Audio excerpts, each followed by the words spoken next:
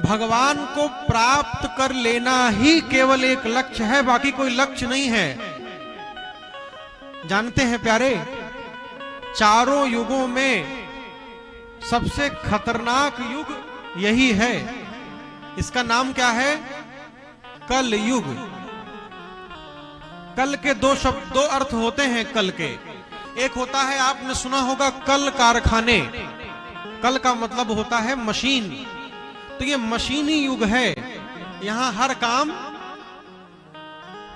Machine से होता है। आजकल देख रहे हैं ना आप लोग, एआई का जमाना आ गया है, हर चीज में मशीन आती जा रही है। जहां 50 मजदूर लगते थे, आज एक जेसीबी काम कर दे रहा है। सारा जमाना किसका है? कल पुर्जों का है, कल कारखानों का है। इसीलिए इसका नाम क्या है? कल युग।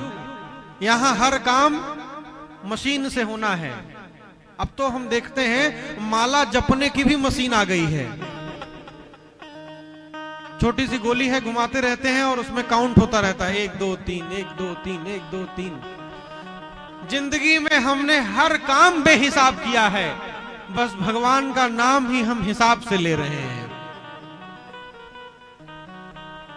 हाँ, खाए बेहिसाब, पहने बेहिसाब, रहे बेहिसाब, लेकिन भगवान का नाम हिसाब से।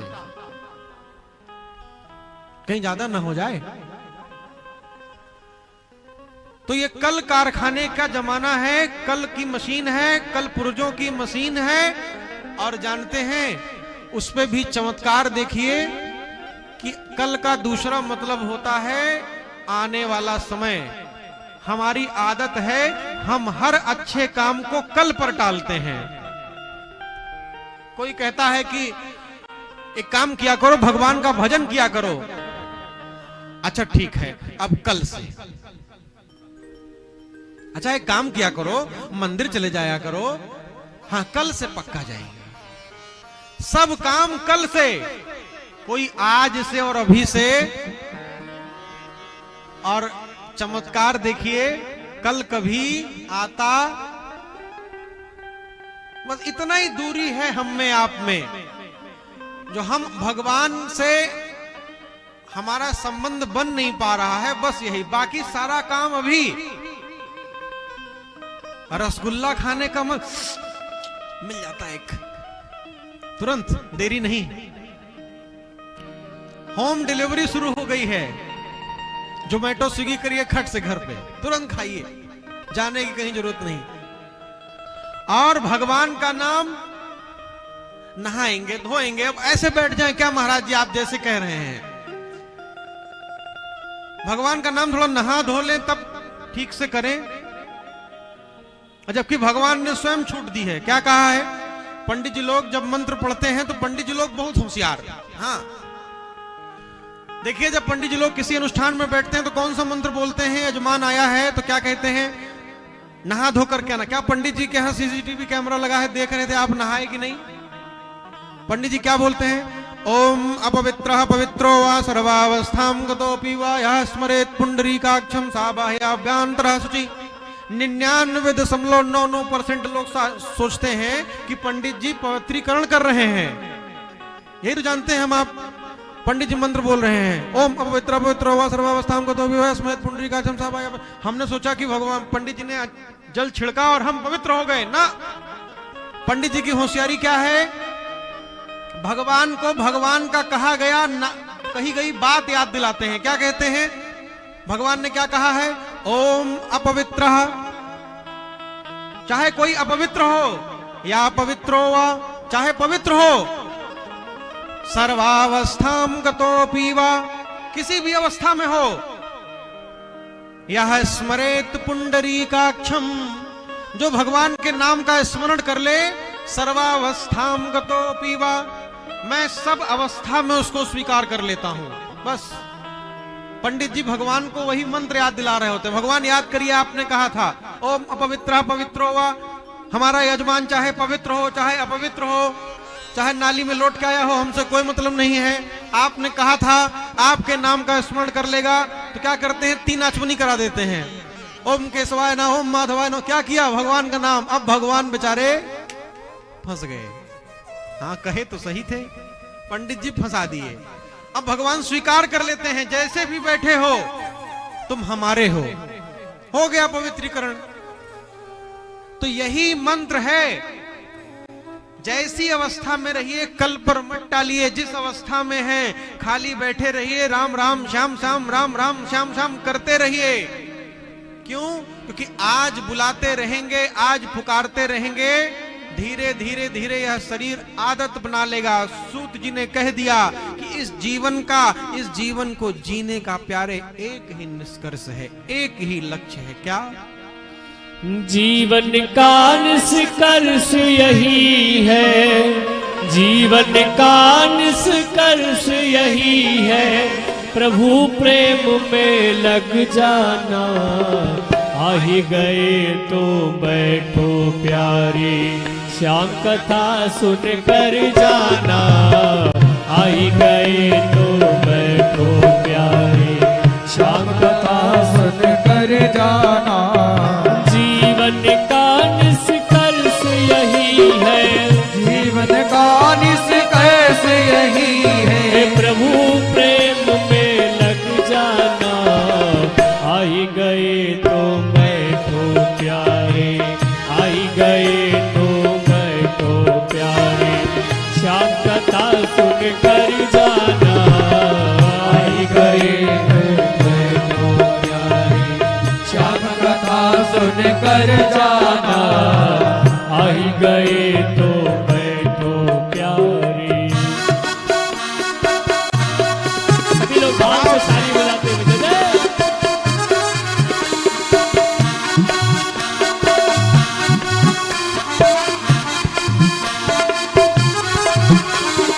तालियों की सेवा करते हुए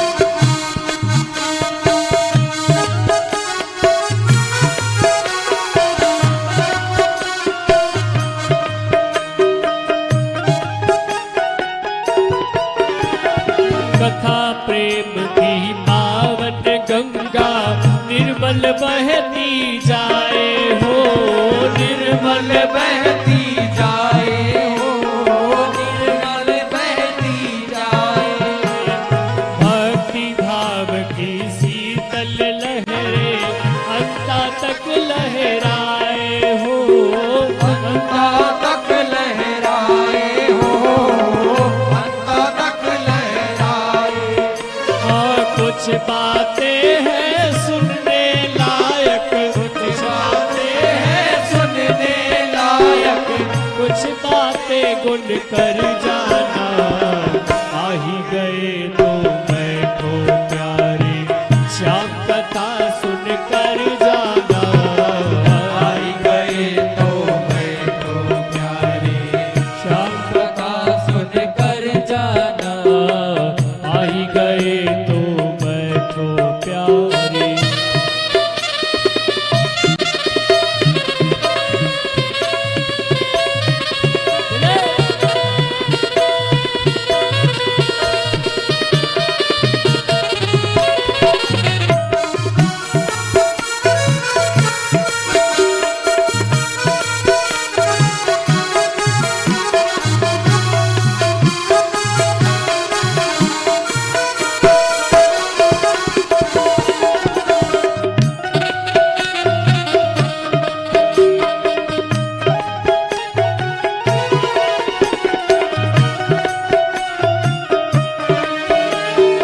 उत्तम बने विचार यही मतलब है श्याम कथा का, मतलब है श्याम कथा का, ओ मतलब है श्याम कथा का।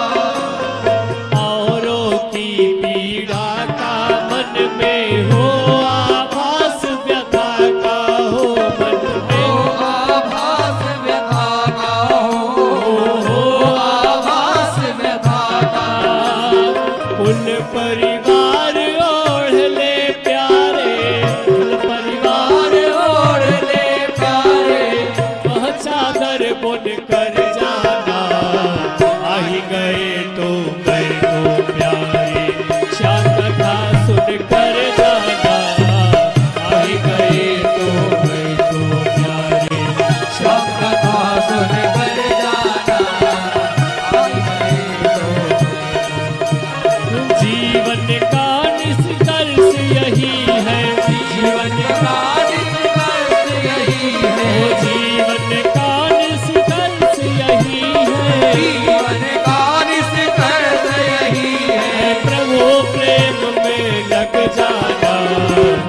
ही गए तो बैठो प्यारे श्याम कथा सुन कर जाना। आ ही गए तो बैठो प्यारे श्याम कथा सुन कर जाना। आ ही गए तो बैठो प्यारे श्याम कथा सुन कर जाना। आ ही गए तो बैठो प्यारे श्याम कथा सुन कर जाना। आ ही गए तो बैठो प्यारे, आ ही गए तो बैठो प्यारे, आ ही गए तो बैठो प्यारे श्याम कथा सुन कर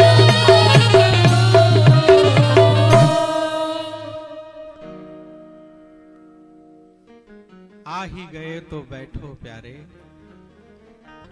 श्याम कथा सुनकर जाना।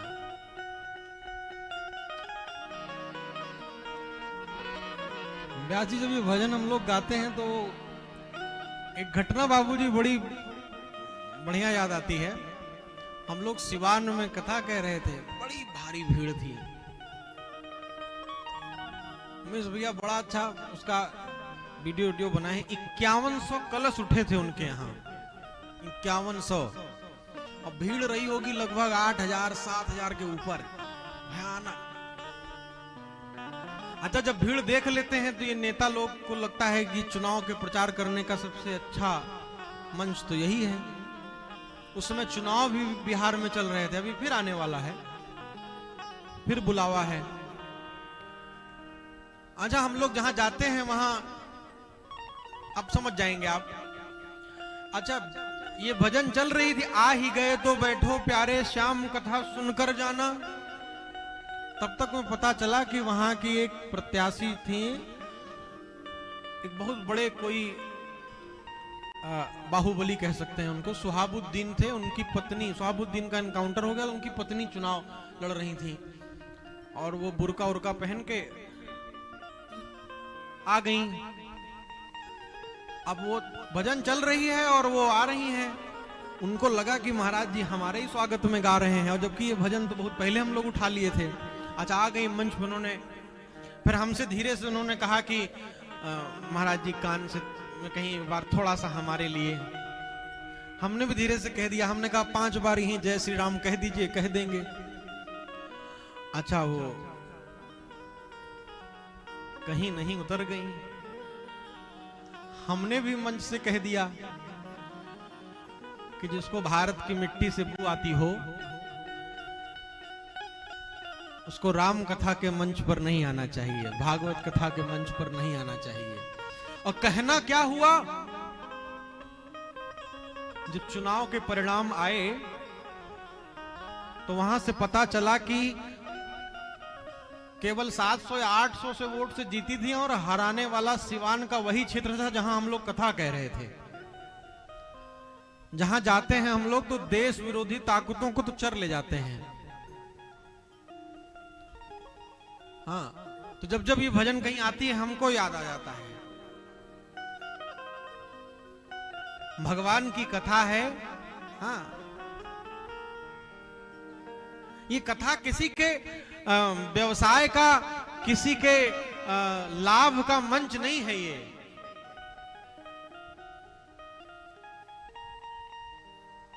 ना व्यास जी, माथे पे तिलक लगाए हैं, मूर्ख तो नहीं लिखा ना यहाँ।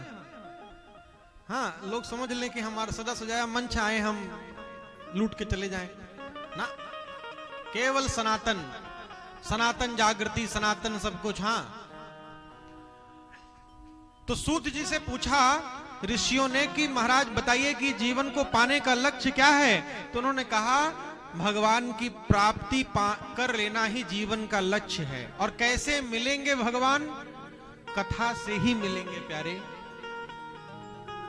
सबसे पहले जानते हैं कथा क्या करती है, हमारे आपके जीवन को बदलना शुरू करती है।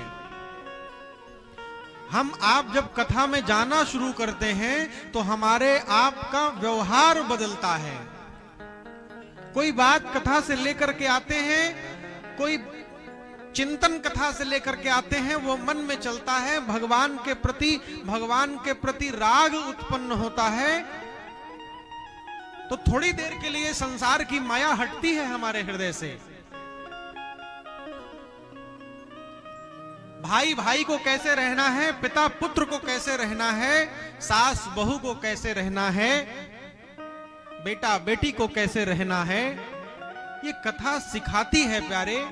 आज जो समाज में विकृतियां आ रही हैं वो सिर्फ इसीलिए आ रही हैं कि पढ़ाई के सिलेबस में कथा नहीं है,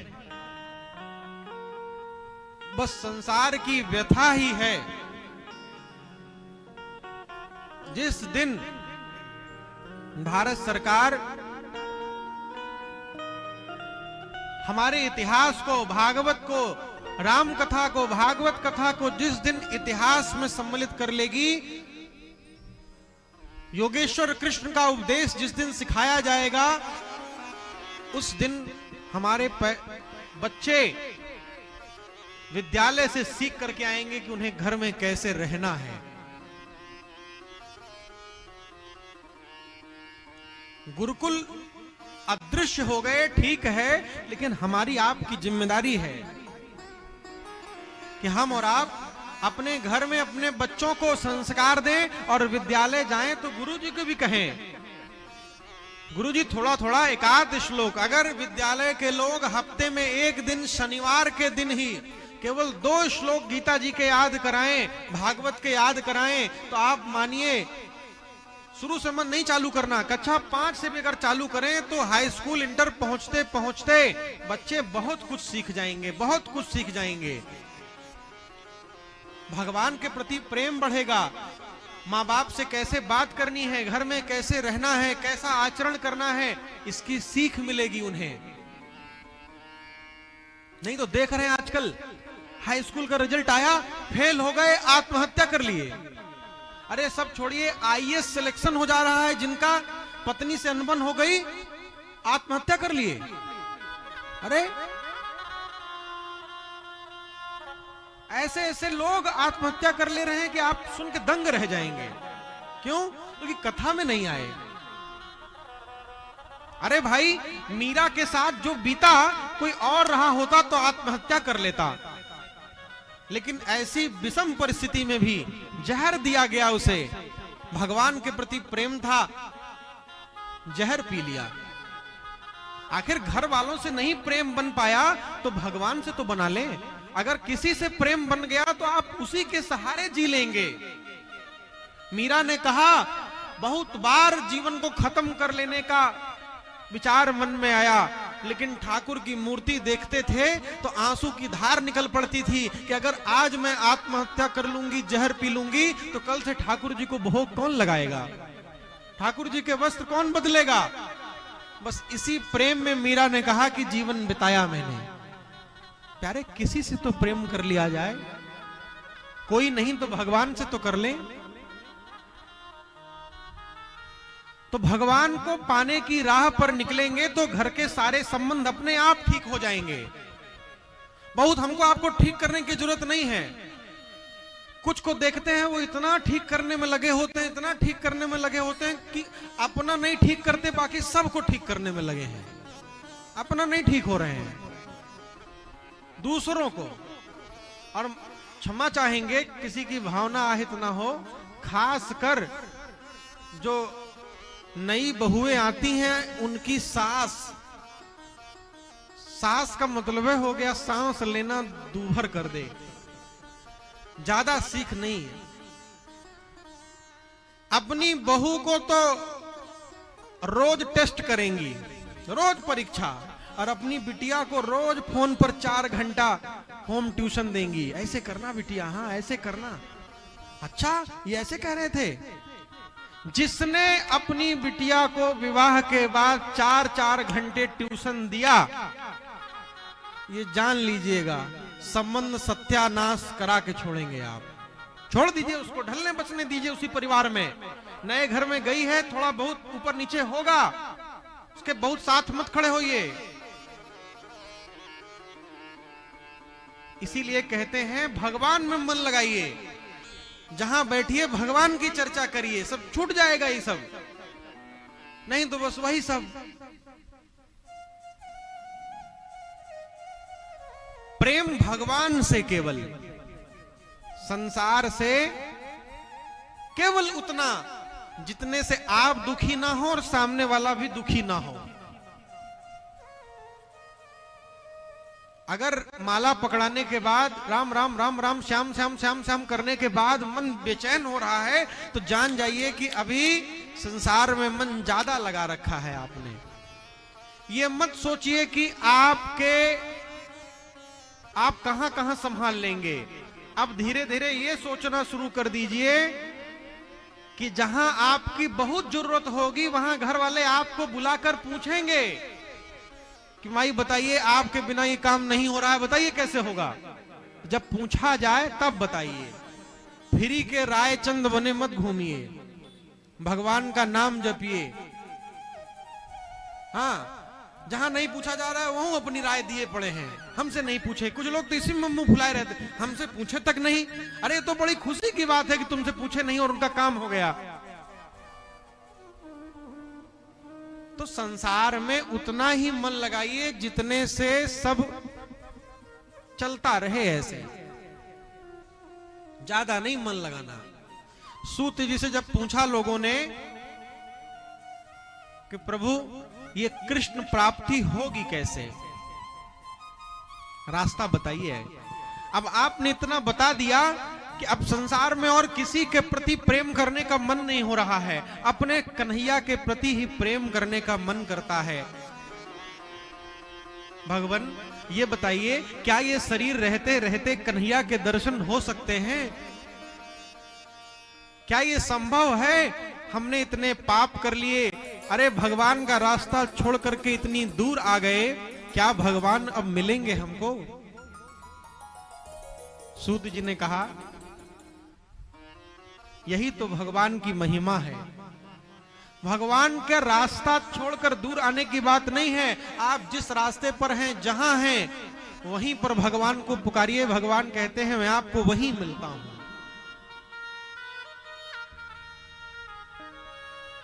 कहा महाराज भगवान के बारे में कुछ चर्चा बताइए, क्या स्वभाव है हमारे भगवान का? सूत जी ने कहा ठीक है ऋषियों, अगर आपकी यही विवलता है, यही इच्छा है, तो हम आपको भगवान की कथा सुनाते हैं।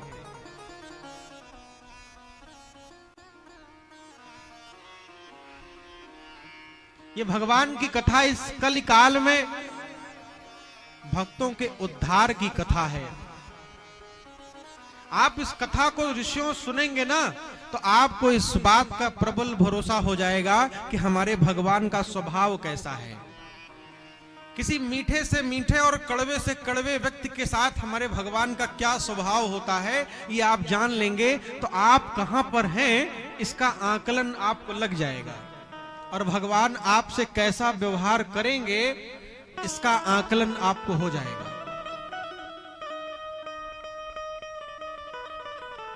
कहा महाराज सुनाइए। जैसे ही कहा कि भगवान की कथा सुनाइए,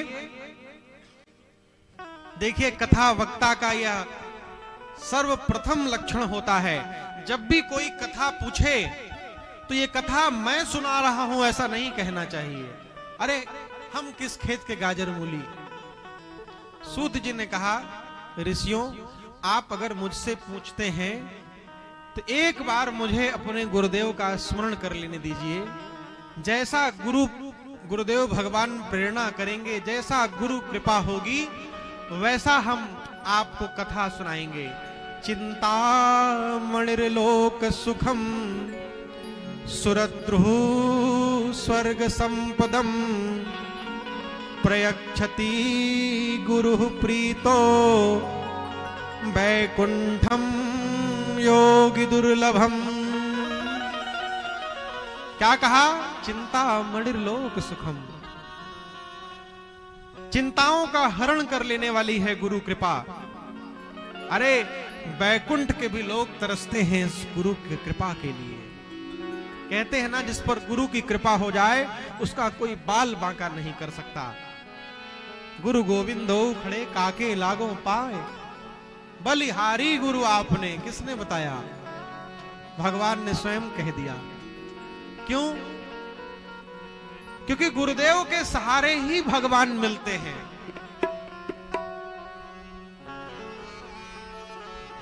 अपने गुरुदेव को याद करते करते आइए, जिनके जो भी गुरुजी हैं भाव से उनका स्मरण करेंगे। जिनके नहीं गुरुजी बने अब तक, ये जीवन बीत रहा है, जल्दी से जल्दी कोई ना कोई अपना गुरु चुन लीजिए, उसकी बताए मार्ग पर निकल पड़ेंगे, जीवन सफल हो जाएगा। आइए सूत जी के साथ हम सब अपने अपने गुरुदेव भगवान को याद कर लें। क्या निवेदन करें गुरु जी के चरणों में?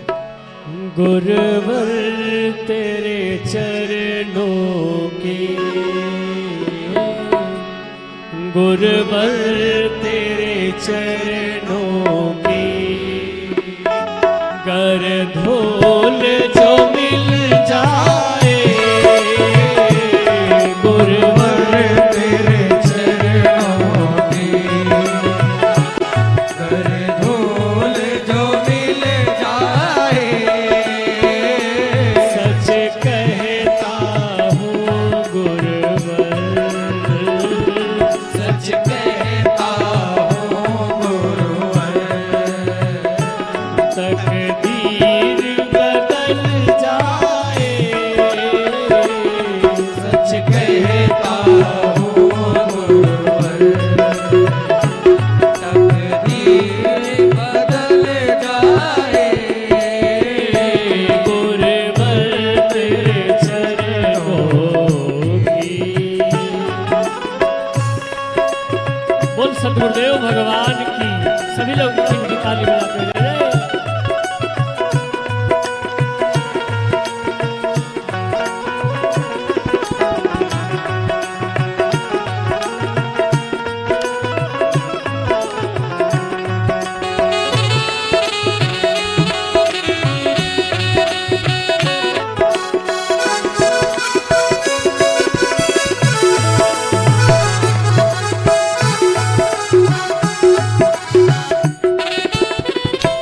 यह मन बड़ा चंचल है,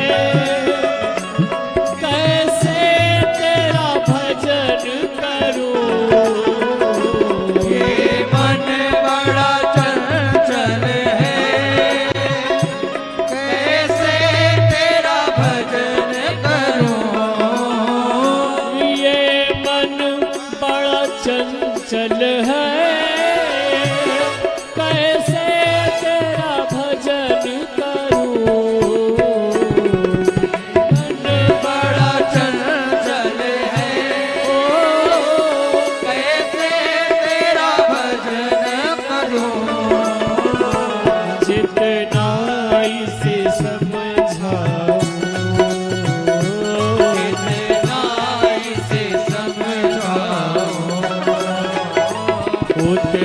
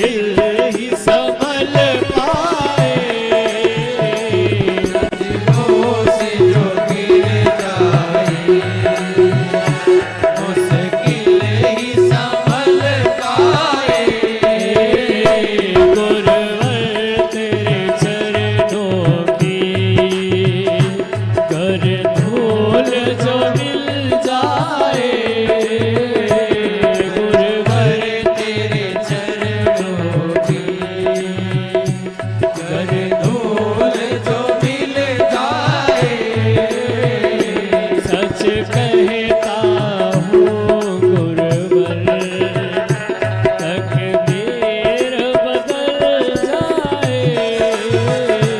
सच कहता हूँ गुरुवर, तकदीर बदल जाए।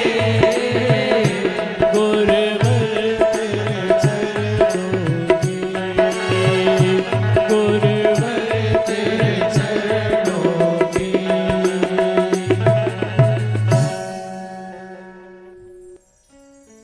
जिस पर गुरु कृपा हो जाए, भगवान कहते हैं मैं रामावतार में आया तब भी गुरु के पास गया, मैं कृष्णावतार में आया तब भी गुरु के पास गया। क्यों? भगवान क्यों गए गुरु के पास? क्योंकि प्यारे, गुरु ही है जो आपके जीवन में गुरुत्व प्रदान करता है।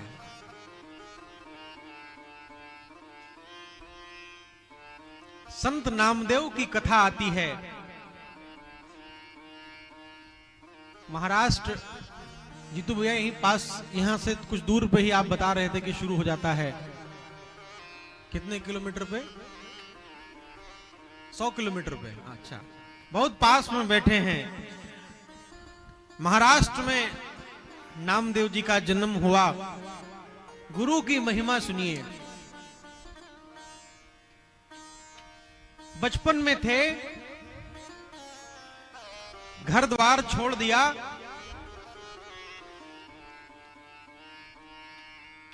भगवान को विट्ठल विट्ठल कहकर पुकारते थे। जाकर के मंदिर में माजा विट्ठल्ला, माजा विट्ठल्ला, माजा विट्ठल्ला कह करके रोते रहते थे। एक दिन बीता, 2 दिन बीता, 3 दिन बीता, नामदेव ने कुछ खाया नहीं। भूख प्यास से शरीर बेहाल रहा, लेकिन नहीं, ऐसी लगन। विट्ठल, लोग कहते हैं कि तुम इस मूर्ति में रहते हो, आज तुम्हें मेरे सामने आना पड़ेगा। कहीं और की बात नहीं है, कलयुग की बात है। केवल 3 दिन लगा।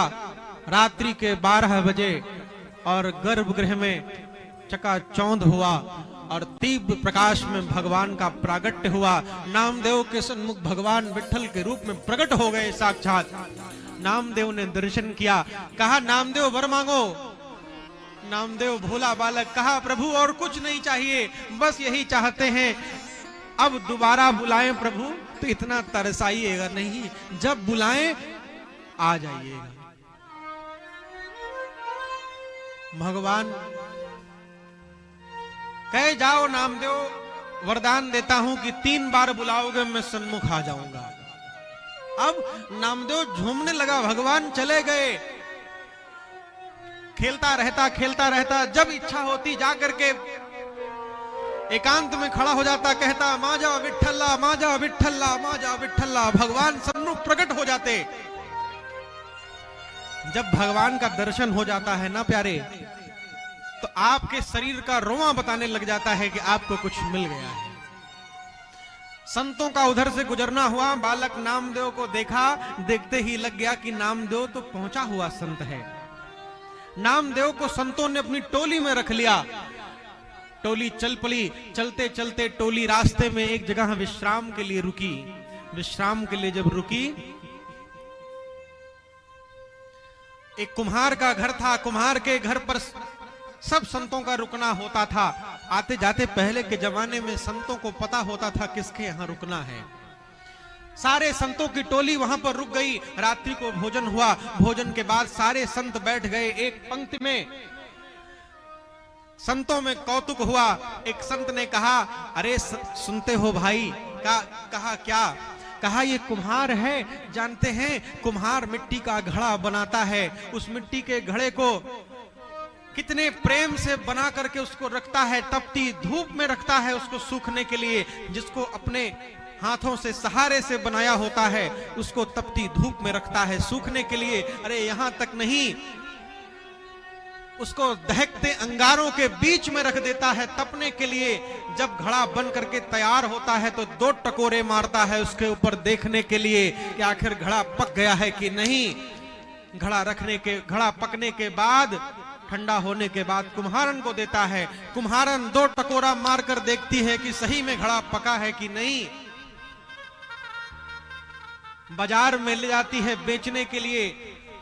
घड़ा रखा जाता है, हर खरीदार आता है, जो भी घड़ा चेक करता है 2 टकोरे मारकर देखता है घड़ा कैसा है।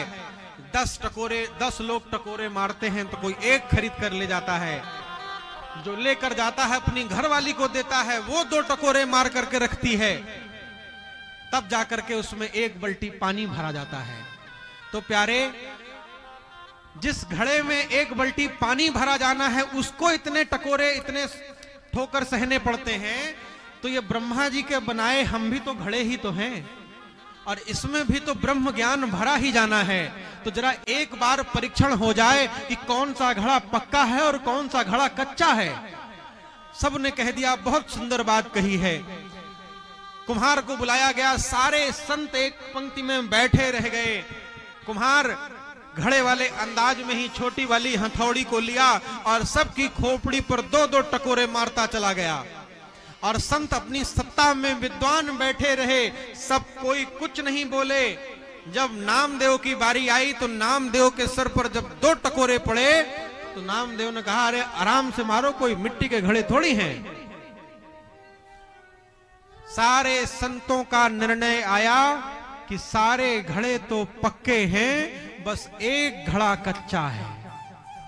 कौन सा? नामदेव। नामदेव के मन में आया, मुझे कच्चा घड़ा कहते हो, जब चाहूं तब विट्ठल दर्शन देते हैं, और मुझको कहते हो कि मैं कच्चा घड़ा हूं। संतों की सभा छोड़ दी, दौड़ते हुए चले आए, विट्ठल के मंदिर में खड़े हो गए, रोने लग गए। माजा विट्ठला, माजा विट्ठला, माजा विट्ठला कह करके पुकारा। साक्षात भगवान सामने आकर के खड़े हो गए। आंखों से अश्रु की धार थी, संतों के बीच में हुई बेइज्जती याद आ रही थी। भगवान से कहा, प्रभु,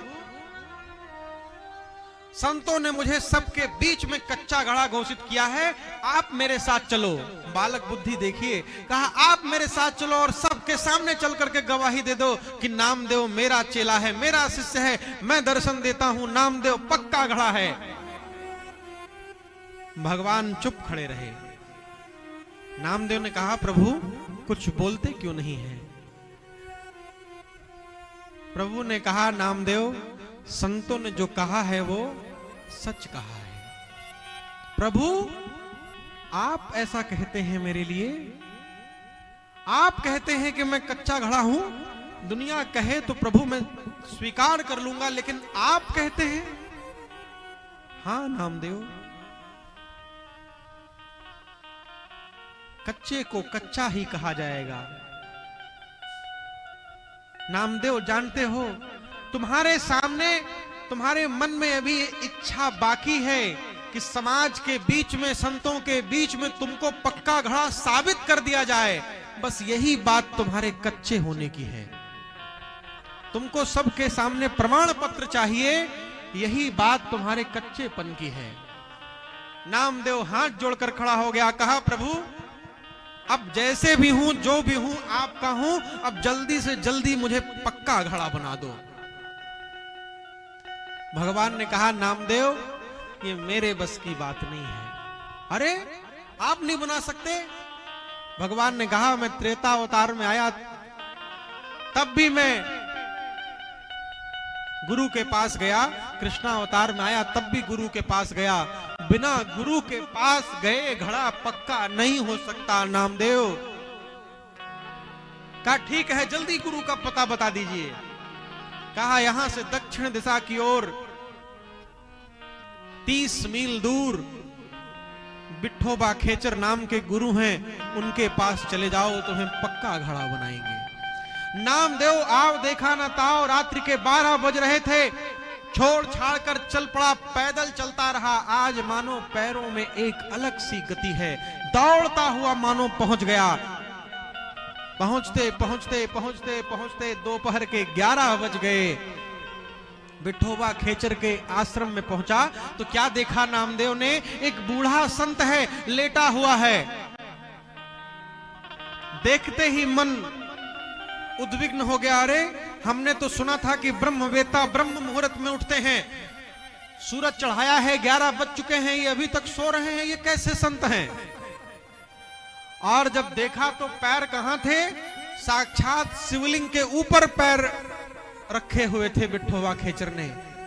देखा, कहा वाह भगवान, और कोई नहीं मिला आपको विनोद करने के लिए। इनको गुरु बताया है जिनको इतनी भी अकल नहीं है कि शिवलिंग पर पैर रख के कोई सोता है भला। अच्छा है कि अभी सो ही रहे हैं। उल्टे पैर नामदेव वहां से लौटने लग गया। जैसे ही मंदिर की सीढ़ियां उतरने लग गया, पीछे से आवाज आई, नामदेव विट्ठल ने भेजा है, फिर भी लौटे जा रहे हो। जैसे ही आवाज सुनी, थर थर थर कांपने लग गया, लौट कर गया, चरणों में गिरा, कहा प्रभु आप मन की जानो तन की जानो, लेकिन ये बात समझ में नहीं आई कि 11 बज गए हैं, सूर्य सर पर चढ़ाया है, आप अब तक सो रहे हैं। हमको संतों ने कहा था कि ब्रह्मवेत्ता ब्रह्म मुहूर्त में उठते हैं। कहा संतों ने आधी बात बताई थी नामदेव तुम्हें, ब्रह्मवेत्ता ब्रह्म मुहूर्त में उठते हैं, ठीक है, लेकिन ब्रह्म मुहूर्त होता कब है? ब्रह्म मुहूर्त तभी होता है जब ब्रह्मवेत्ता उठते हैं। ब्रह्मवेत्ता उठने के बाद ही ब्रह्म मुहूर्त माना जाता है, नहीं तो नहीं माना जाता। कहा प्रभु ठीक है, मान लिया, जब जागो तभी सवेरा। अरे ये तो बताइए, शिवलिंग के ऊपर पैर करके बैठे हुए हैं, लेटे हुए हैं, ऐसा कोई करता है? कहा ठीक है नामदेव, जहां ना हो शिवलिंग वहीं पर मेरे पैर रख दो। नामदेव समझ नहीं पाया, पैर को उठाया, बगल में रखा, रखने ही जा रहा था कि वहां शिवलिंग प्रकट हो गया। गोल कुंडाला घूमता गया, चारों तरफ घूम गया, 12 के 12 शिवलिंग प्रकट हो गए। आज भी 12 ज्योतिर्लिंग का एक ही जगह पर मंदिर है, लोग दर्शन करने के लिए जाते हैं। नामदेव देख करके चकित हो गया, गुरु की बात याद आ गई। गुरु ने कहा था जहां शिव ना हो वहां मेरे पैर रख दो। नामदेव श्रद्धा में आ गया, पैर को उठाकर अपने शीश पर रख लिया। कहा प्रभु जैसे भी हूं आपकी शरण में हूं, मुझ पर कृपा करिए। जिसको भगवान मिल गया हो, आज उसको गुरु मिले हैं, तब संत नामदेव नामदेव कहलाए।